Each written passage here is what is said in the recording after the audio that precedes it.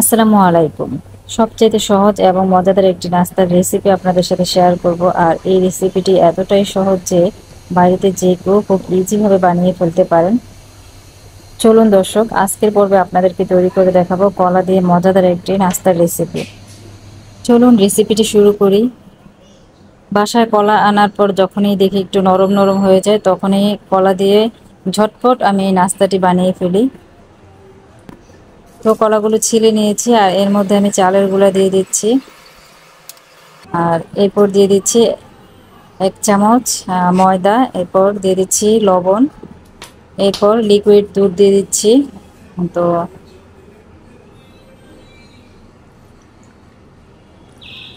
Liquid দুধ এখানে আমি 1 কাপের মতো নিয়েছি। আপনারা চাইলে গুঁড়া দুধও ইউজ করতে পারেন।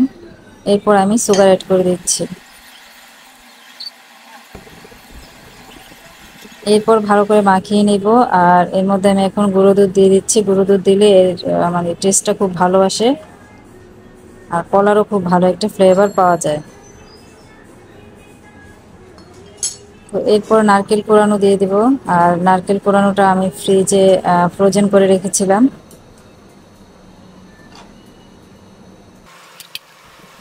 এবার সবগুলো উপকরণ ভালো করে মাখিয়ে আধা ঘন্টার জন্য রেখে দিব। এতে করে পিঠাটা খুব ফুলকো হবে। আর আপনারা দেখতেই পাচ্ছেন এটার কনসিস্টেন্সিটা কেমন হয়েছে। তো আধা ঘন্টার জন্য এখন আমি রেখে দেব। চুলায় একটা হাঁড়িতে তেল গরম করে নিয়েছি। এবার আমি পিঠাগুলো দিয়ে দিচ্ছি। তো আপনারা দেখতেই পাচ্ছেন হাতের সাহায্যে আমি অল্প অল্প করে তেলের মধ্যে পিঠাগুলো ছেড়ে দিচ্ছি।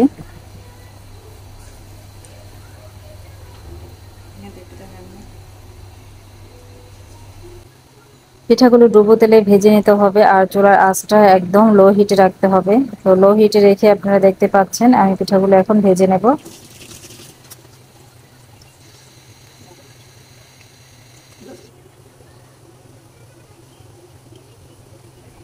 কিছুক্ষণ পর পর চামচের সাহায্যে পিঠাগুলো একটু ঘুরিয়ে ঘুরিয়ে নেড়ে দিতে হবে।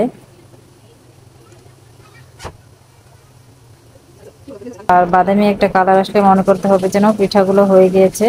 তো পিঠাগুলো বাদামি করে ভেজে নিতে হবে।